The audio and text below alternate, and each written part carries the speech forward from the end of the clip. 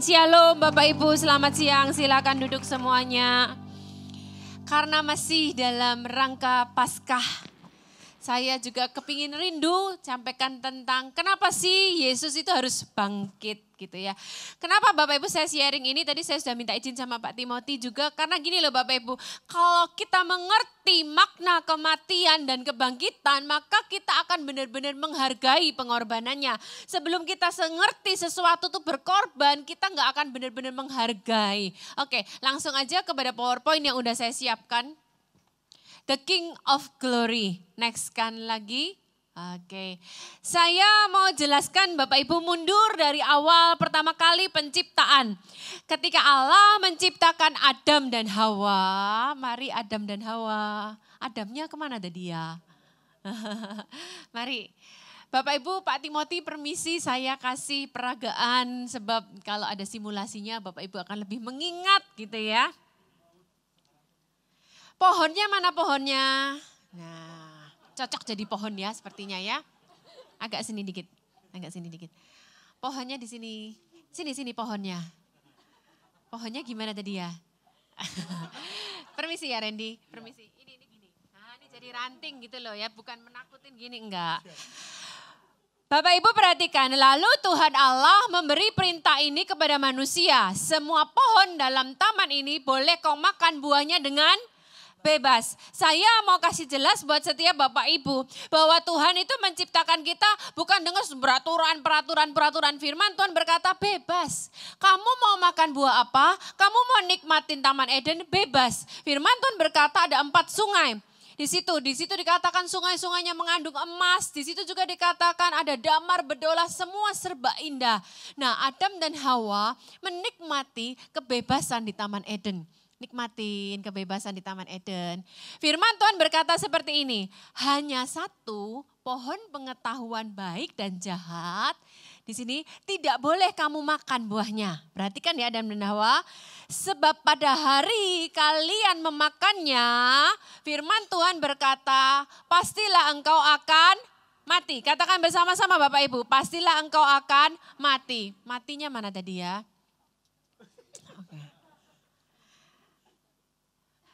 Ini Bapak Gembala tadi bilang pada Randy. Ini Randy juga? Ini Ryan ya. Ini mati, off. No, belum, off. Lemes aja, lemes.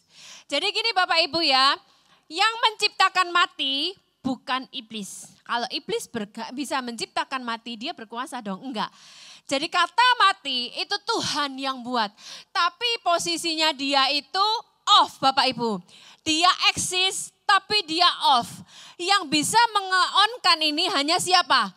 Adam dan Hawa. Perhatikan, iblis gak bisa nge-on-kan ini.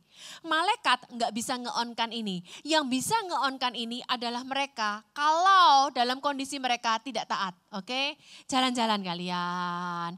Nikmatin buah, nikmatin sungai, nikmatin semua keindahan.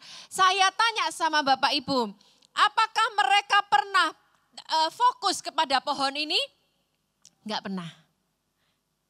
Tidak pernah Adam dan Hawa fokus pada pohon ini. Karena tidak ada dalam pikiran mereka untuk memberontak kepada Tuhan.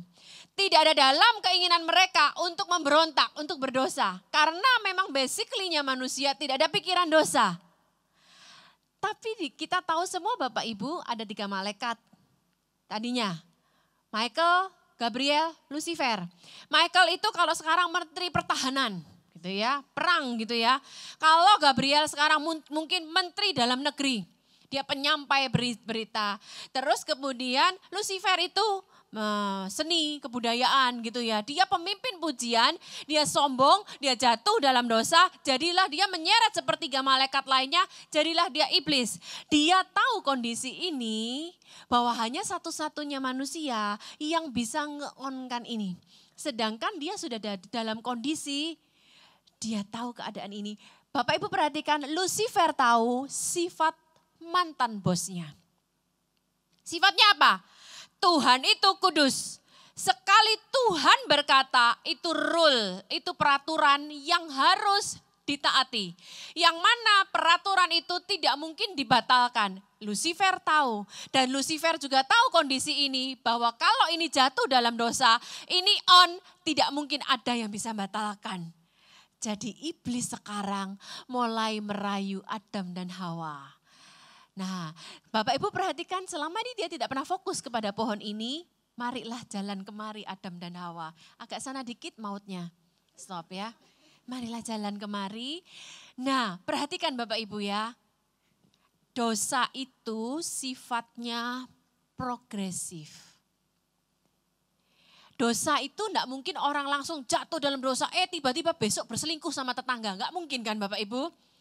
Tapi dia iblis itu progresif. Firman Tuhan berkata, perempuan itu perhatikan melihat. Tadinya kagak pernah melihat kepada pohon ini. Tapi iblis bikin dia supaya kalau misalnya saya bayangkan mainan komputer itu dibikin hilang. Dibikin, marilah kemari. Nah perempuan ini jadi melihat, wah pohon buahnya kok ranum ya. Dia waktu melihat terjadilah conversation. Iblis bilang, bukankah Tuhan berkata, semua pohon dalam taman ini jangan kau makan buahnya bukan? Hawa jawab apa? Oh enggak. Tuhan bilang semua pohon boleh dimakan kecuali buah pohon pengetahuan baik dan jahat. Betul, tapi Hawa salah. Hawa bilang tidak boleh kau makan dan raba. Padahal Tuhan kagak ngelarang raba Bapak Ibu. Nah iblis bilang kalau kamu makan buah ini kamu nanti tahu yang baik dan yang jahat. Terus Hawa mulai progresnya ketarik dia. Dia melihat buah pohon itu, apa Bapak Ibu kita baca sama-sama? Baik untuk dimakan. Coba bayangkan, wow ya ini ya, wah enak sekali ya. Mulai kamu bayangkan Sherlyn. Terus firman Tuhan berkata, kitabnya ini live jadi kagak perlu ditunjukkan orangnya. Tolong ke Alkitabnya aja. Multimedia. Habis baik untuk dimakan, haujak sencing ping Bapak Ibu ya. Sedap kelihatannya. Fokus ke sini Sherlyn sama Adam. Wow, ini Bapak Ibu bukan apel ya. Seringkali Bapak Ibu digambarkan apel. Enggak ada yang bilang bahwa itu buahnya buah apel Bapak Ibu ya. Terus pohon itu menarik hati Sherlyn. Wah saya bayangkan dibikin seger karena memberi pengertian. Singkat cerita, ambil, tinggi dikit, ambil, klik, makan. Begitu kamu makan, kasih ke suami kamu, apa yang terjadi Bapak Ibu maju ke depan, maju ke sini, stop di sini Sherlyn. Apa yang terjadi? Begitu mereka makan buah pengetahuan baik dan jahat, on. Ngerti Bapak Ibu ya? Siapa yang bisa mengeonkan? Hanya manusia. Iblis gak bisa ngeonin Pak. Makanya dia selalu, dia merayu-merayu supaya dia ngeonkan Bapak Ibu. Malaikat gak bisa ngeon. Yang bisa manusia yang disobey. Nah sekarang kemanapun kamu pergi, pohonnya boleh duduk. Sekarang kemanapun kamu pergi, maut itu, mati itu mengikuti kita. Kemanapun kamu pergi, maut mengikuti kita. Oke, thank you, silakan duduk. Oh sebentar. Kalian dulu. Tadi yang jadi Yesus mana ya? Oke, sini. Dalam kali ini belum Yesus dulu, Tuhan dulu. Kamu di sini ya. Jadi iblis bilang gini, begitu dia makan pohonnya, buahnya, I got it, dapat gue. Lekskan lagi ayatnya, firman Tuhan berkata, iblis itu sifatnya mendakwa. Jadi saya jadi iblis, saya bilang sama Tuhan, lihat itu, sekarang dia ada di bawah maut. Firman Tuhan berkata, iblis itu mendakwa siang dan malam. Lihat itu, dia jatuh. Lihat itu, dia selalu mendakwa, Tuhan didakwa. Oke, next dulu. Boleh duduk dulu, nanti saya lanjutin. Duduk depan aja pada ya, biar gampang. Nah, perhatikan Bapak Ibu. Tuhan kan berkata, pada hari kamu memakannya, kamu akan mati. Sekarang manusia dalam kondisi kemanapun pergi ada maut. Itu bukan desain awal Tuhan seperti itu, Pak. Jadi Tuhan harus menebus mereka. Bapak Ibu pernah pada waktu saya pengajaran, awal-awal saya kagak ngerti, Bu. Ada salah satu murid tanya, seharusnya buat Tuhan yang berdaulat dan berkuasa, kagak perlu dong dia harus jadi manusia. Kalau Tuhan mau memulihkan dengan sekali perkataan ini seandainya Bapak Ibu bisa kagak? Seandainya bisa aja.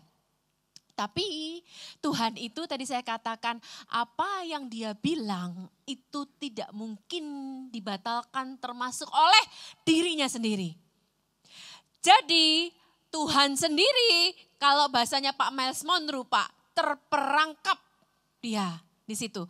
Dia harus memenuhi kata-katanya itu. Jadi dia harus menebus Bapak Ibu.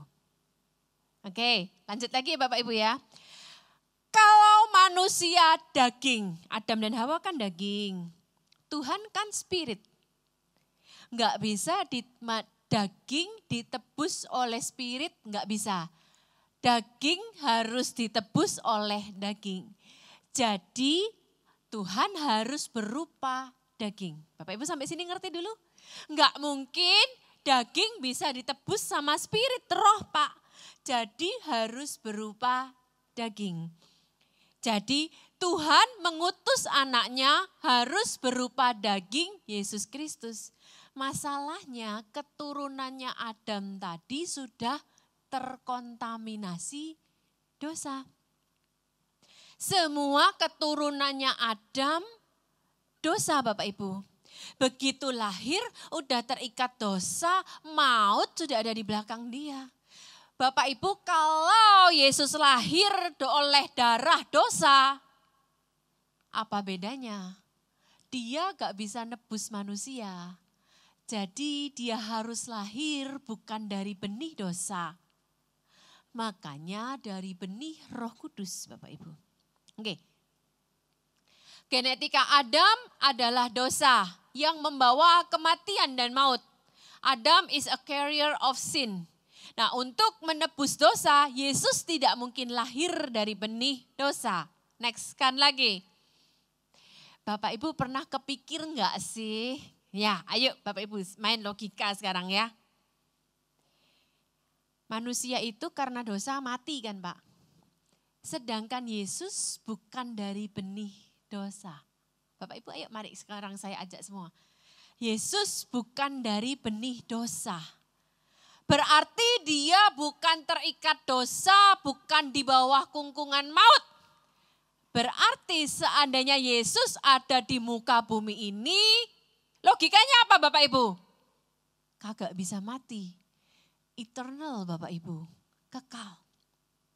Saya baca sejarah Bapak Ibu. Bapak Ibu buka Google deh. Kaisar Cina pertama namanya Kaisar Qin Bapak Ibu. Kaisar Qin ini kepingin hidup kekal. Karena manusia itu basicnya tadinya kekal. Seandainya dia tidak makan buah pohon pengetahuan baik dan jahat pun Adam dan Hawa itu kekal Bapak Ibu. Kaisar Qin ini kepingin hidup kekal. Dia suruh peramu obatnya carikan ramuan hidup kekal. Bapak Ibu searching aja di Google ada. Nah peramu obatnya tahu Pak kagak mungkin orang bisa kagak mati. Jadi akhirnya dia bohongin Kaisar Qin, dia bilang aku butuh 300 anak muda untuk aku menyeberang ke sebuah pulau. Di situ itu ada raksasa, saking dia hasrat kepingin hidup kekal dibohongin iya aja. Jadi selama ini dia itu minum ramuan ahli obatnya Pak, ternyata zaman dulu kagak tahu kan Pak salah. Yang diminum itu malah merkuri Bapak Ibu. Jadi Kaisar Qin itu meninggal umur 40 tahun. Nggak bisa Bapak Ibu. Walaupun Bapak Ibu nonton Avenger sekarang, Kapten Amerika itu memutuskan untuk jadi tua. Waduh, maaf ya. Maaf ya. Belum nonton ya, pada belum nonton ya. Sudah, saya tidak lebih lanjut deh. Anak saya sampai nunjukin gambarnya orang digebukin gara-gara kasih spoilernya. Iya, digebukin. Saya cerita anak saya, Tevi, mama udah nonton Avenger. Stop mama, stop. Jangan cerita spoilernya ke aku ya. Aku marah kalau mama cerita spoilernya, katanya gitu. Heboh itu sampean. Gara-gara orang cerita, habis nonton bioskop keluar cerita spoilernya, digebukin orang. Oke, saya tidak lanjut. Hanya saya cerita akhirnya Kapten Amerika itu memutuskan dia jadi tua. Nah gini Bapak Ibu, Yesus itu seharusnya kagak bisa mati loh. Masuk akal enggak? Karena dia bukan dari benih dosa. Karena dia bukan di bawah naungan maut. Dia eternal. Masuk akal? Eternal. Next kan lagi. Nah, saya mundur lagi dikit, cerita lagi. Waktu Adam dan Hawa jatuh dalam dosa, manusia pakai daun kan. Terus Tuhan bikin kulit binatang. Waktu itu darah pertama kali tercurah sebagai korban. Sejak saat itu manusia harus pakai darah untuk melakukan korban sembelihan, korban penebus salah dan lain sebagainya. Oke, kita bicara darah dulu deh sekarang.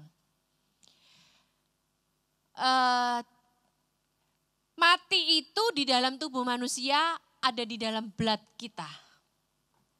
All life is in blood. All nutrition is in blood. All protection is in the blood. Life sustainer is in the blood. Semua di darah. Bapak Ibu ya, oke next kan. Semua organ utama dalam tubuh kita itu semua berkaitan dengan darah. Next kan. Oke, jantung. Fungsinya apa? Memompa darah ke seluruh tubuh melalui pembuluh darah yang ada di tubuh. Darah, next kan lagi. Bicara hati, fungsinya apa? Membersihkan tubuh dari zat-zat berbahaya dalam darah termasuk obat-obatan dan alkohol. Next kan lagi yang terakhir. Ginjal. Menyaring darah dan mensekresi atau membuang cairan dari tubuh. Next kan lagi. Makanya firman Tuhan bilang zaman perjanjian lama juga tidak boleh makan darah. Oke, setiap orang dari bangsa Israel dan dari orang asing yang tinggal di tengah-tengah mereka yang makan darah apapun juga, aku sendiri akan menentang dia dan melenyapkan dia dari tengah-tengah bangsanya. Saya waktu kecil Bapak Ibu papi mami saya kagak ngerti. Nih kalau orang biasanya ya potong ayam, potong leher, darahnya kan ditaruh di mangkok tuh. Dikukus ya Bu, kemudian digoreng. Itu ternyata enak juga.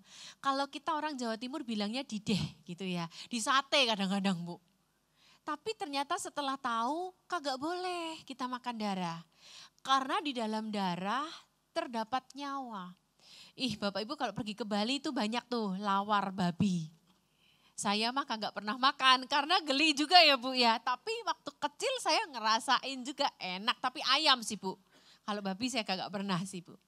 Cuman sekarang kita ngerti Bapak Ibu memang tidak boleh makan darah karena di dalam darah terdapat nyawa. Lah salah satu tujuannya Tuhan menciptakan binatang-binatang itu kemudian sebagai apa juga aku telah memberikan darah itu kepadamu di atas mezbah untuk apa? Mengadakan perdamaian bagi nyawamu. Karena darah mengadakan perdamaian dengan perantaraan nyawa. Jadi darah bukan untuk dimakan tapi dipotong sebagai korban perdamaian.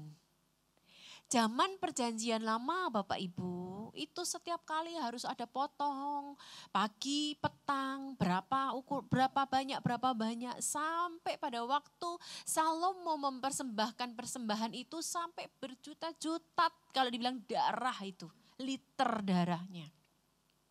Oke. Next kan lagi Bapak Ibu. Nah, kita baca aja. Dosa menyebabkan kelemahan, sakit penyakit. Dosa menyebabkan kekacauan, kejahatan. Dosa menyebabkan mati. Makanya firman Tuhan berkata sebab upah dosa ialah mati tadi. Maut.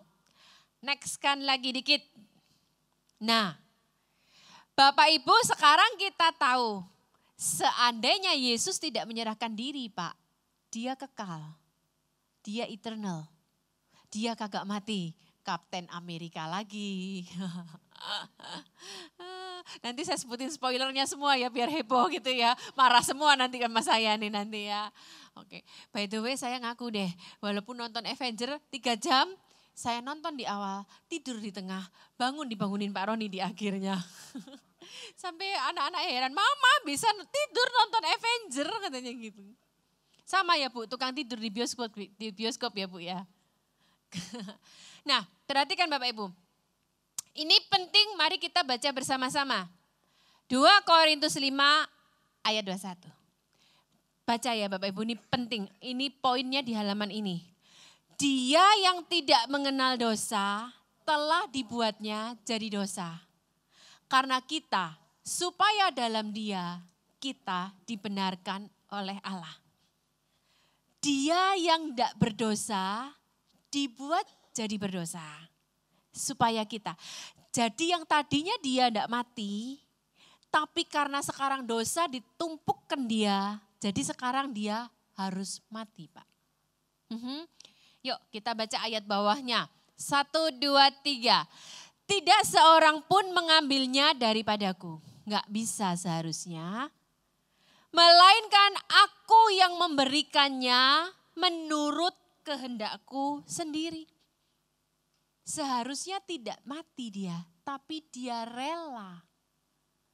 Dosa ditimpakan sehingga dia harus mati. Baca lagi sama-sama yang selanjutnya. Aku berkuasa memberikannya dan berkuasa mengambilnya kembali. Inilah tugas yang kuterima dari Bapakku. Jadi tidak ada orang yang bisa ngambil nyawa dia loh Pak. Kecuali dia yang menyerahkan. Next kan lagi. Yuk kita baca.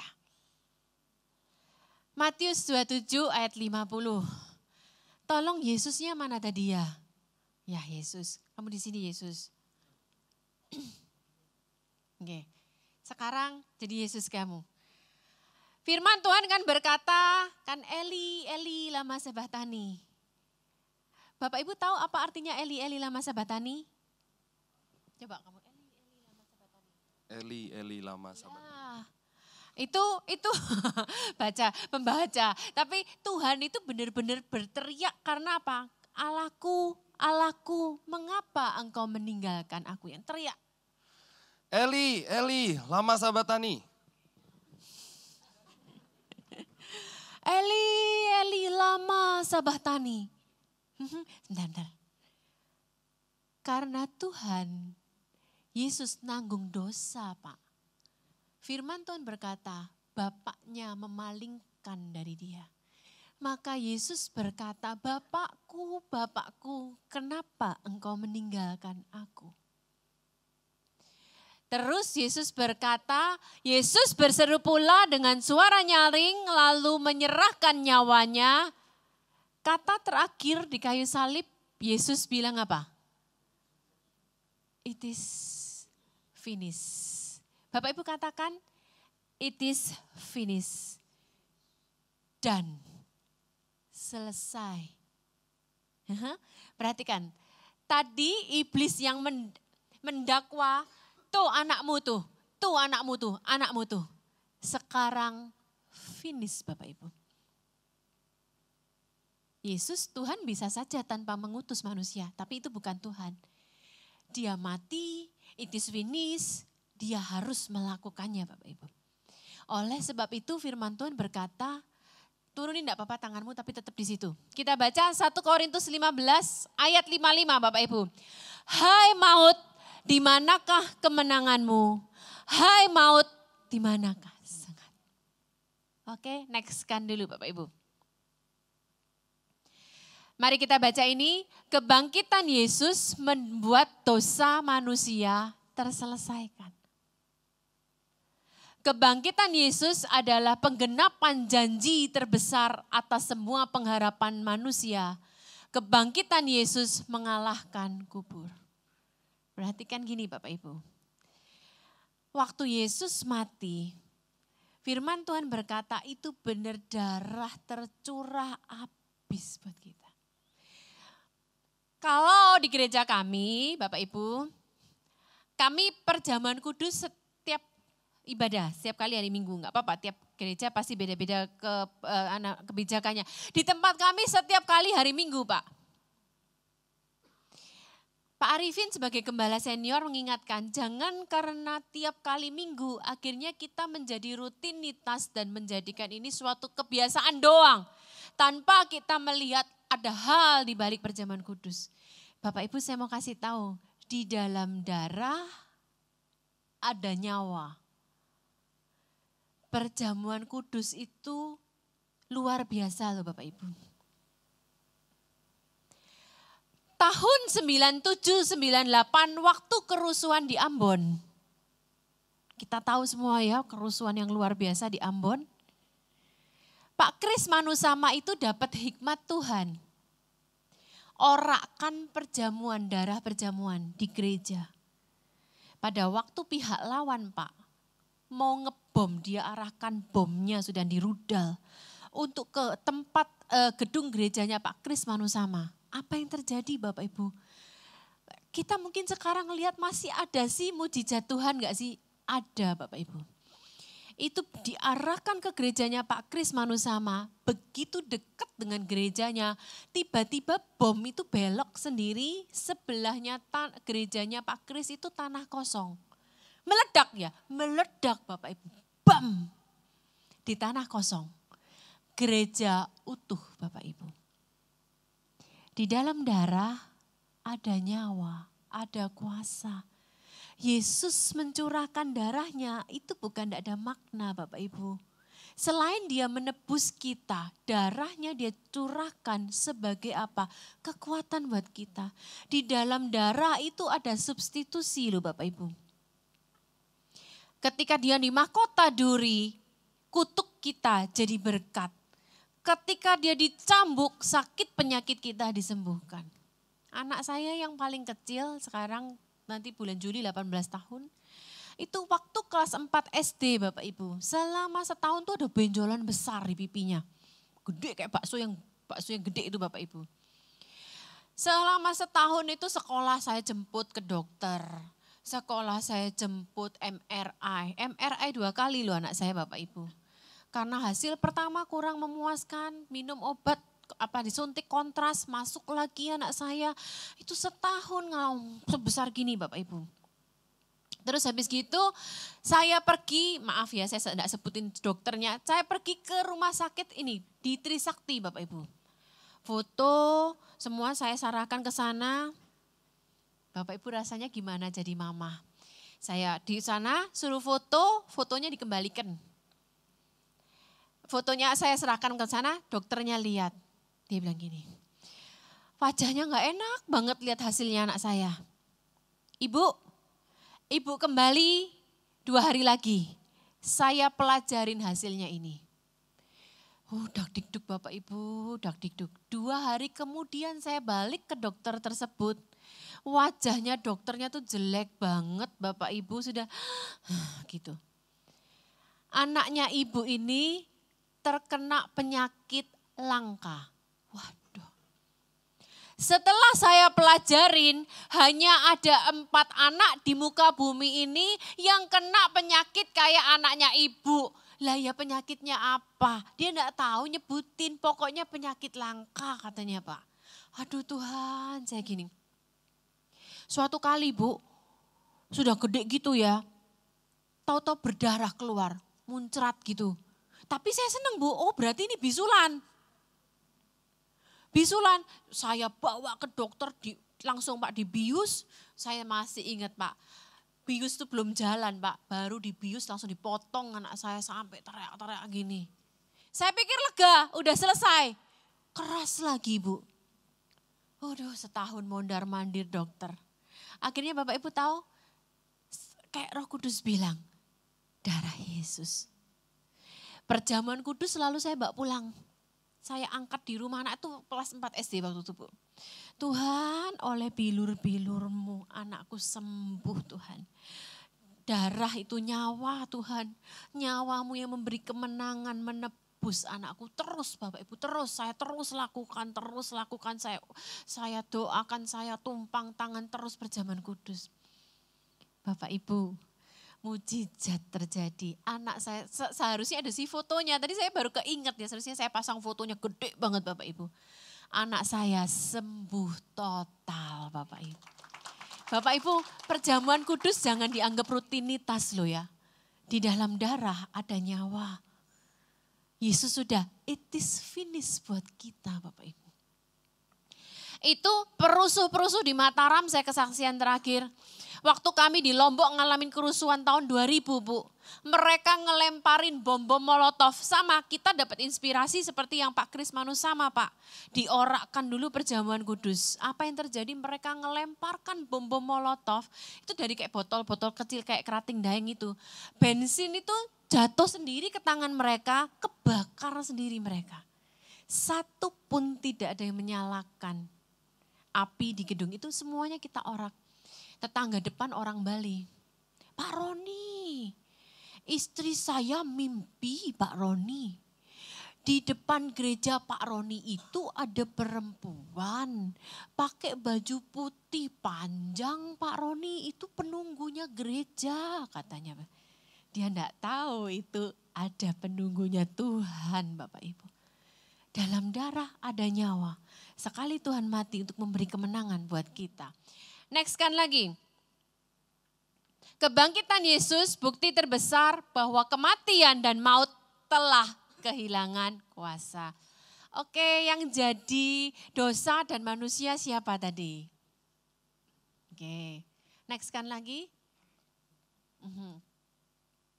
Sini manusianya sama dosanya. Itu manusianya. Sini. Ini maaf ya Bapak Ibu, ini bukan peragaan homo, enggak. Tapi supaya Bapak Ibu ngerti. Peluk. Ya. Jadi begitu Adam dan Hawa jatuh dalam dosa, kemanapun kita pergi, dosa itu mengikat kita Bapak Ibu. Kemanapun kita pergi, kita terikat dosa. Terus Tuhan berkata, it is finished. Disalib, katakan, it is finished. Terus dia menyerah. Loh lah kok capek. belum. It is finished. Kemudian dia menyerahkan nyawanya. Yesus mati. Sini aja. Sini mati. Matinya ditoto Bapak Ibu ya dia ya. Bapak Ibu pada waktu Yesus mati, perhatikan. Firman Tuhan berkata, dia turun ke dalam dunia orang mati, mengambil kunci maut. Sebentar, saya gambarkan dulu. Boleh dilepasin dulu. Bentar. Saya harus gambarkan. Iblis, gini Bapak Ibu, bentar ya. Iblis itu Bu, dia tidak tahu bahwa Yesus memang blueprintnya harus mati di kayu salib. Kalau iblis tahu Yesus harus mati di kayu salib, kalau iblis tahu semua di kayu salib darah tercurah sebagai substitusi, iblis kagak akan lakukan itu. Dia kagak tahu Bapak Ibu, pada waktu Yesus mati, wow iblisnya bertempik sorak. Wah menang. Dia mendeklarasikan kemenangannya. Bapak Ibu kok ketawa sih Pak, saya enggak menyinggung siapa-siapa Pak.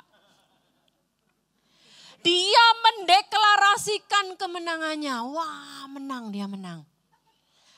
Hari pertama. Masalahnya iblis tidak tahu Pak. Peluk sekarang. Hari kedua. Saya bayangkan hari ketiga. pagi-pagi di tempat yang penuh kegelapan ketika mereka pesta pora mendeklarasikan kemenangan itu Pak. Pagi-pagi buta, saya bayangkan secercah cahaya masuk. Stop.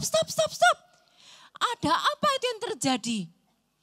Kemudian apa yang terjadi pada hari yang ketiga? Yesus bangkit. Pada waktu Yesus bangkit Bapak Ibu, automatically mati. Bapak Ibu ngerti maksudnya? Begitu Yesus bangkit, langsung automatically dosa mati. Menang kamu sekarang. Yes, menang. Next kan dulu.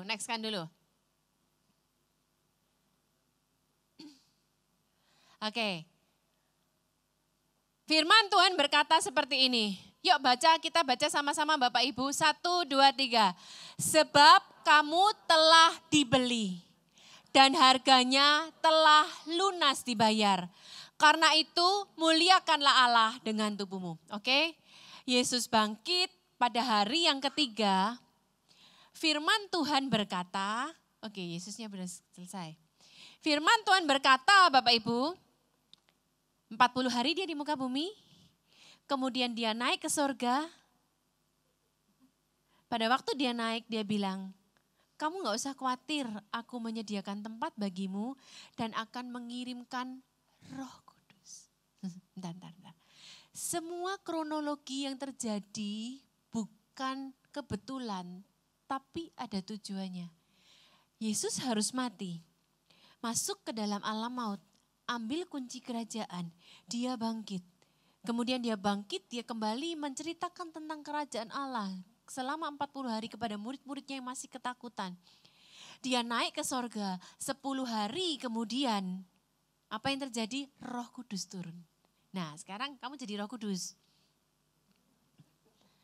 Bapak Ibu apa yang terjadi? Firman Tuhan berkata, Roh Kudus akan diam dalam kita. Jadi Yesus memang harus mati, harus bangkit supaya mati dosa-dosa kita. Dia berkeliling 40 hari, dia naik ke surga, dia menurunkan Roh Kudus, sekarang ganti Roh Kudus. Nah, firman Tuhan berkata, Roh Kudus di dalam kita. Yohanes 14 ayat 26, Roh Kudus akan ngingetin kita Pak. Kalau kita buat sesuatu yang tidak berkenan, Roh Kudus ingetin dia. Katakan, dosa, awas. Oke, siap katanya gitu. Oke, sebentar ya. Siapa nama kamu? Idas. Das. Ada tawaran video klip. Porno ya pastinya Bapak Ibu ya. Kagak ada orang lihat Das, ini cuman ini Das. Wow, matanya udah kepingin lihat kan. Secara daging kepingin lihat. Tapi Roh Kudus di dalam kita. Ngomong, ingetin. Gak boleh nonton. Awas, ada pester di depan. Ada pester di depan katanya. Coba lagi. Belum berhasil. Ya. Yuk kita baca ulang sama-sama, gak apa-apa lepasin dulu. 1 Korintus 6 ayat 20, mari kita baca lagi bersama-sama. 1, 2, 3. Sebab kamu telah dibeli dan harganya lunas. Das, kamu bukan barang cicilan loh. Roh Kudus diam di dalam kamu. Kamu lunas loh Das. Bapak Ibu, kalau ada tawaran dosa, ingat loh, kamu bukan dicicil loh. Kamu lunas loh Bapak Ibu. Ketika Tuhan berkata it is finished, lunas. Kemudian tubuh kita ini menjadi rumahnya Roh Kudus. Sebentar. Pak, Ibu semuanya. Kalau nih misal kita lagi lihat video porno. Mata ngeliat. Hei, Roh Kudus di dalam kita. Dia juga ada di dalam kita loh. Berani-beraninya kamu ngajak Roh Kudus nonton.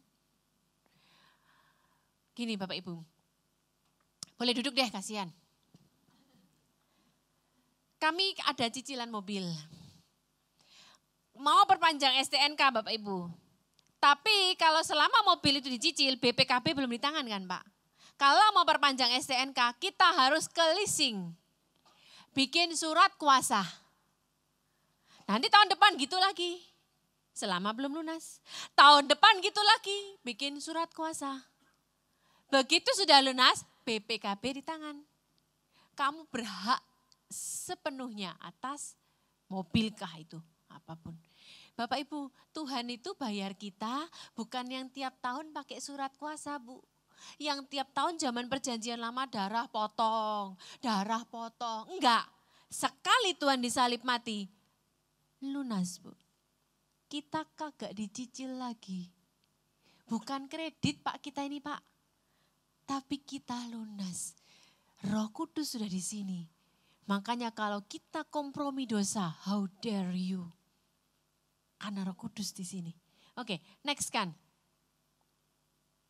Nah, tadi kan Pak Gembala ceritakan kita semua akan ada app yang baru. Wow, dahsyat gereja ini, ada app yang luar biasa baru. Semua serba canggih. Di Korea bahkan sudah ada 5G Bapak Ibu. 5G itu dalam waktu 2 detik Bapak Ibu bisa mendownload 2 film Hollywood. Tapi Tuhan juga lakukan 5G buat kita. Oke, mari kita lihat. G yang pertama, Getsemani. Di Getsemani lah dia bergumul. Aku mati buat kita enggak? Di Getsemani lah dia yang ambil keputusan. Dia bisa aja untuk enggak ambil keputusan mati di salib loh. Disitulah di Getsemani pergumulan. G yang kedua, dia ngambil keputusan Golgota.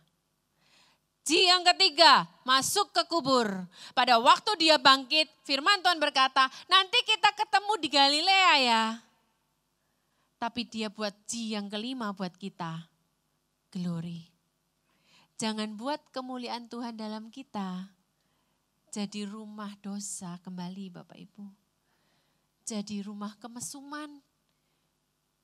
Jadi yang enggak berkenan sama Tuhan. Terakhir. Next terakhir. Oke. You are paid. Katakan kiri kananmu, kamu sudah lunas. Bukan dicicil lagi, tapi lunas. Jadi mari Bapak Ibu siang hari ini, kalau ada tawaran-tawaran kompromi, katakan kiri kanan, katakan dalam hatimu, aku lunas. Bisnis kah? Atau apapun juga lah. Enggak pantas kita buat pengorbanan Tuhan itu sia-sia. Karena kita udah lunas Bapak Ibu. Mari kita berdoa. Bapak kami